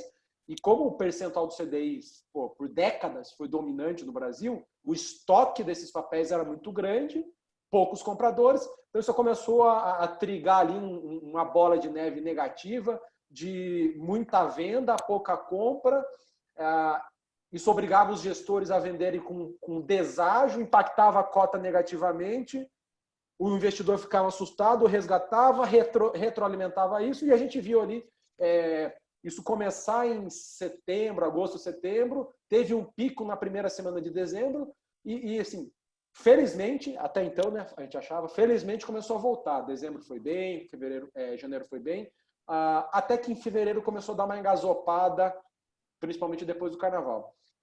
E aí o que aconteceu? Esse mini estresse que a gente teve lá entre outubro e dezembro, ele veio elevado à 15ª potência agora, porque, de fato, houve uma grande aversão a risco. Os gestores estavam começando a se recuperar das perdas ali de novembro e dezembro, e se viram em meio a ser uma crise sem precedentes. Vocês estão carecas de saber já, de ouvir sobre isso, mas o fato é que, da mesmíssima maneira que o mercado de crédito sofre lá fora, quando há momentos de aversão a risco, pela primeira vez isso aconteceu no Brasil também. Então, nos fundos high grade, em que a marcação a mercado é mais eficiente, tem mais liquidez, os papéis trocam de mão de maneira mais rápida, a gente viu, para quem não acompanha, eu recomendo, um índice chamado IDEX. Até posso colocar aqui no chat o link depois, eu vou deixar aqui, que é um índice compilado pela JGP, como se fosse o Ibovespa do mundo das debêntures, as debêntures mais líquidas, e por ali você viu que o spread médio dos debêntures sobre o CDI saiu de mais ou menos CDI mais 1,2, 1,3 para CDI mais 5. Nós estamos falando aqui de papéis AA e AAA em sua grande maioria, com um duration médio ali de 3 anos. Então você pega 400 bips, 350 bips aí de abertura, vezes 3 anos de duration, nós estamos falando de quedas de 10, 12, 15% em papéis como debênture de Natura, de Lojas Americanas, de Equatorial, e por aí vai, tá? Então, acho que para vocês também isso aqui, tudo que eu falei, não é tão novidade, mas a gente teve, surpreendentemente, uma queda muito grande nos portfólios, fundos caindo para o mundo de renda fixa, né? Fundos caindo 2%, 3%, 6%, fundos que eram tidos como conservadores, e de fato são conservadores no que tange ao risco de crédito. Só que caíram muito. E, poxa, a gente viu de novo aquela mini estresse lá de outubro, novembro sendo retroalimentado. Então, uma coisa que a gente passou a fazer desde o dia 26 de fevereiro é diariamente monitorar esse mercado. A gente acelerou muito o acompanhamento de gestores, então isso é uma coisa que tem tomado muito tempo do time. A plataforma de fundos da XP tem mais ou menos ali interagindo com gestores entre 15 e 20 pessoas, tá? Eu ali do time de análise, com o meu time, somos uma parte. Tem a parte que faz o relacionamento comercial, tem a parte que faz o relacionamento de produtos / operacional. Todo mundo estava interagindo com os gestores ali, pegando update, pegando feedback, sabendo uma preocupação grande que a gente tinha, que parece que passou o pior, a gente não acha que a batalha está vencida, mas parece que passou o pior, era a liquidez dos fundos, então a gente ficou muito em cima disso. Teve um fundo no mercado que fechou para resgate, que foi um fundo da Quatá, eu não sei quantos de vocês acompanharam, a gente ficou meio que em pânico, falando aqui para vocês agora que o pior parece ter passado, tomara que eu não queime a língua, para ficar perto dos gestores e saber o que eles estavam fazendo. Então, tinha esse temor com liquidez, tinha temor com a piora, com a deterioração da qualidade do crédito, e o que foram alguns game changers ali para a gente ver o mercado melhorar. Esse spread máximo de CDI mais 5 voltou para CDI mais 3,80 agora. Tá bizarro ainda, tá alto pra caramba, comparado a CDI mais 1,2, 1,3 que era, mas o técnico do mercado está muito melhor, porque o grosso dos resgates, eu acho, já veio. Quem tolerou uma perda de 6% no fundo DI e não resgatou até agora, eu acho que daqui para frente a probabilidade de querer resgatar vai ser menor. Não que não possa, né? É menor. E como até uma coisa que o Rafael tinha pedido para frisar aqui, como a gente começou a comunicar muito sobre isso, a gente fez mais de 50 interações com os assessores / investidores, entre lives, podcasts, conteúdos escritos, assim, foi muito intenso. Foram, acho que eu estou com um número aqui, deixa eu pegar aqui o slide. Foram 28 Zooms ou lives, das quais 10 sobre crédito privado. Então, assim, como a gente começou a jogar muito o farol, a luz sobre o que estava acontecendo e que não havia um grande risco de crédito, mas sim era um risco de liquidez ali que estava afetando os fundos, eu acho que cessou bastante o resgate. A gente vê pelos números da Ambima, a gente vê pelos nossos números e pelos números da Ambima que os resgates diminuíram bastante, e eu acho que o sweet spot aqui, a cerejinha do bolo foi fundos multimercados macro, long short, fundos de ações, começaram a olhar uma Lojas Americanas pagando ali CDI mais 4, CDI mais 5. Uma letra financeira do Itaú, aquela perpétua, subordinada, tem risco, mas é Itaú, pagando CDI mais 4. Letra financeira do Safra pagando CDI mais 4. Então, isso, em paralelo com o Banco Central aprovando uma PEC para poder comprar ativo no mercado secundário, assim como o Fed faz lá fora, o ECB faz lá fora, isso tudo ajudou a dar uma bela acalmada no mercado versus o que estava no raio do estresse. E com isso as perspectivas são bem melhores agora, tá? De novo, assim, a gente não gosta de ficar contando com o ovo no orifício da galinha, desculpa aqui meu francês, mas parece que o pior já passou. O mercado está um pouco mais endereçado. Obviamente vai ter uma deterioração no crédito das empresas, é óbvio. Lojas Americanas deteriorou, Localiza obviamente deteriorou. Só que nesse mundo do high grade, Lojas Renner deteriorou. Nós estamos falando de empresas muito bem bancarizadas, o grosso delas bem capitalizadas, sem grandes vencimentos esse ano, e que ainda que tenham, vão conseguir enrolar. Assim, a chance de ter default nesses fundos aqui, ela é baixa. Vai ter?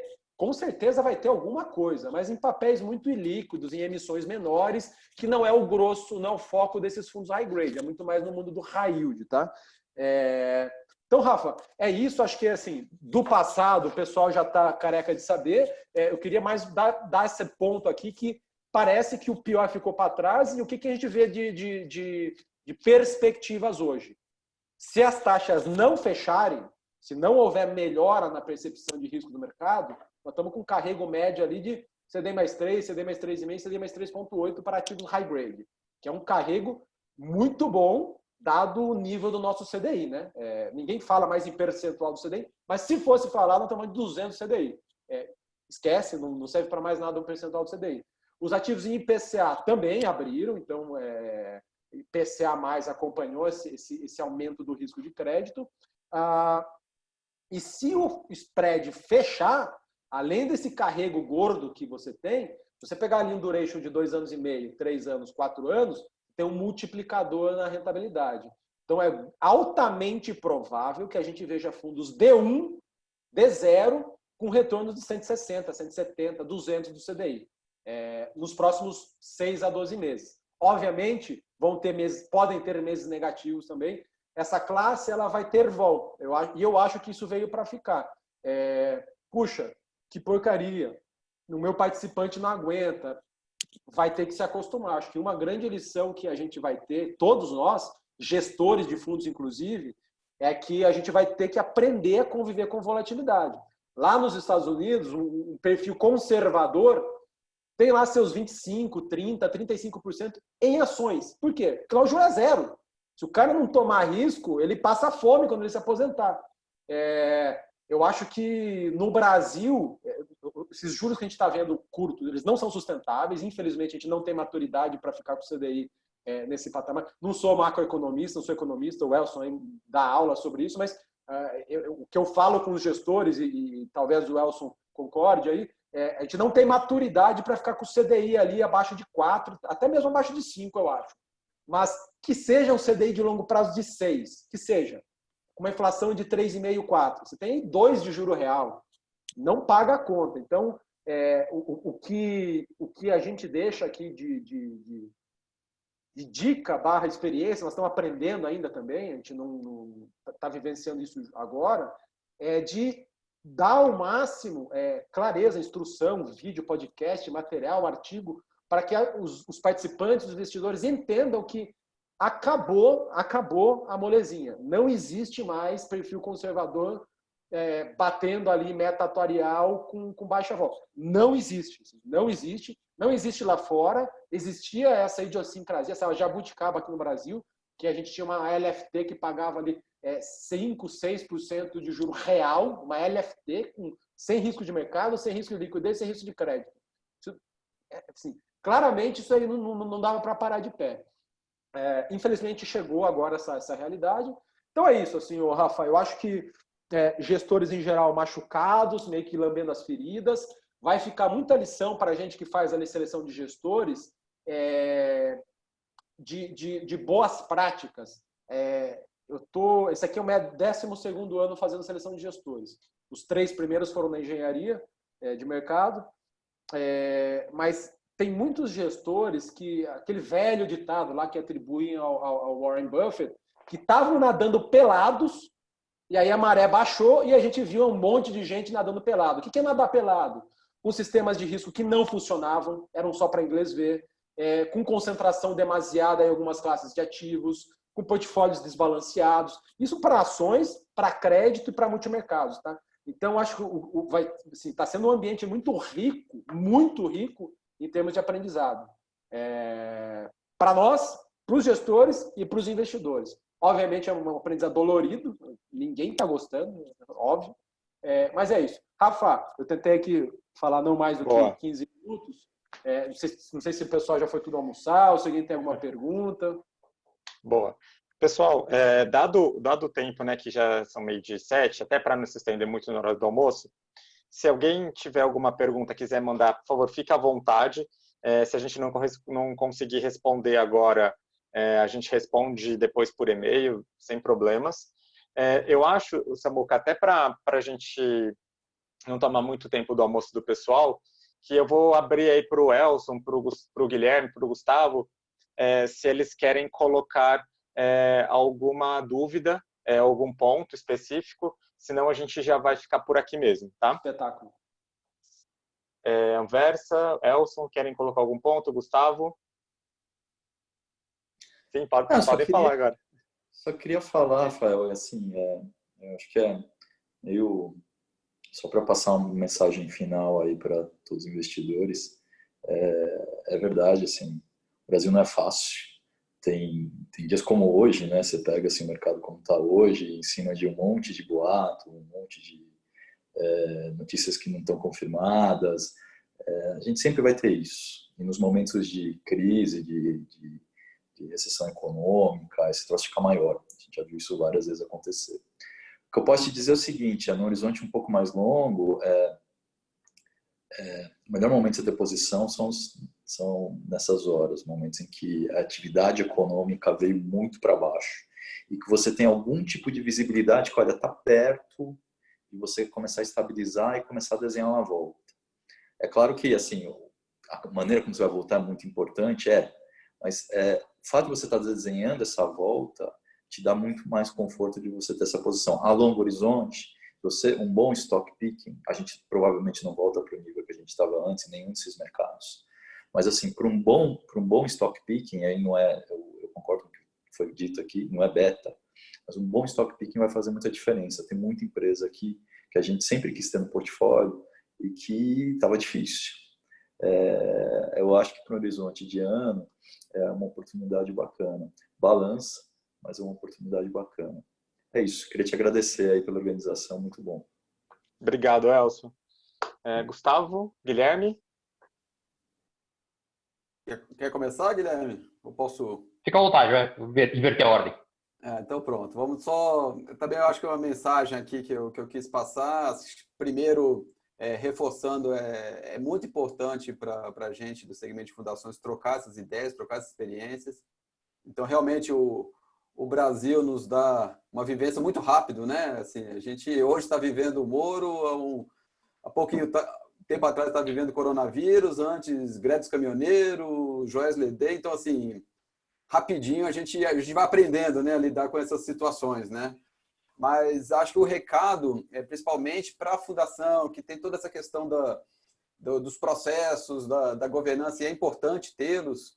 E, ao mesmo tempo, a gente tem a oportunidade de ter esse passivo mais estável, tem essa questão de a gente poder, a gente tem essa vantagem sobre fundos que estão sujeitos a resgates no curto prazo, é tentar sempre manter o sangue frio, se manter um bom planejamento, se montar uma carteira robusta, né? Manter uma carteira bem diversificada, uma carteira que você já tente... que ela já esteja preparada para enfrentar esse tipo de coisa que está acontecendo com muita frequência. E aí a hora de implementar realmente, você avalia. Agora é o momento da gente buscar gestores terceirizados, a gente montar em casa. Quando você for procurar o gestor terceirizado, tentar entender como é que ele trabalha, se ele é mais... como é que é o estilo dele. Isso tudo é importante e aí nessas horas vale a pena. Se você faz o dever de casa com antecedência, na hora que tem uma crise dessa, fica mais fácil de você defender suas posições e você ter um pouco mais de sangue frio. É mais ou menos essa mensagem que eu queria passar. Obrigado pela participação. E na linha disso que o Gustavo falou, até acho que as piores decisões de investimento são tomadas com base em emoção. Né? Você está ali tentando... e aí, acho que aquele trabalho das finanças comportamentais ali no plano, acho que esse tipo de coisa é fundamental, porque é a armadilha, né? A melhor forma de você realmente a melhor tomada de decisão é com base em fundamento, com base em pensar em estratégia. Vou fazer uma propaganda gratuita aí do Samuel, tem bastante informação hoje no mercado. O próprio Samuel agora já está com um podcast novo aí nas mais diversas plataformas, onde ele traz, acho que a conversa um pouquinho diferente, entrando um pouco mais no histórico das gestoras, muda um pouco a conversa do curtíssimo prazo e ele tem alongado mais um pouco o prazo de investimento. Acho que é um pouco desse exercício que a gente tem que fazer agora. Obrigado a todos aí pela participação. Boa. E aí eu vou finalizar aqui, então, pessoal, mas só dizendo para vocês uma frase que um gestor, colega meu, quando uma fundação ligou reclamando, sou comercial, né? Ele é gestor de portfólios da XP Advisor. Ele disse o seguinte para mim. Começa pode com ser Gui e termina com Guilherme, o nome dele, é isso? Não, então. E aí ele me disse uma frase que eu nem sei se é dele, que é: quando a gente está dentro da crise, parece que ela não vai acabar, mas ela passa. A gente vai passar por essa crise, assim como a gente passou por outras. Acho que é um pouco disso, pessoal. Obrigado pela presença de todo mundo. Roubei do Sturberg. Boa. Então, eu sabia que... Mas era uma conversa nossa, então era só para deixar esse último ponto para todo mundo. Pessoal, fiquem à vontade, a gente vai verificar todos os materiais que a gente puder compartilhar com vocês. Se vocês quiserem alguma informação adicional sobre o mercado de crédito, sobre algum cenário macro, sobre alocações, fiquem à vontade para solicitar lá no pessoal de distribuição institucional, que é distribuiçãoinstitucional@xpi.com.br, que a gente encaminha para vocês, tá bom? Obrigado, uma boa tarde a todos. Tchau, tchau.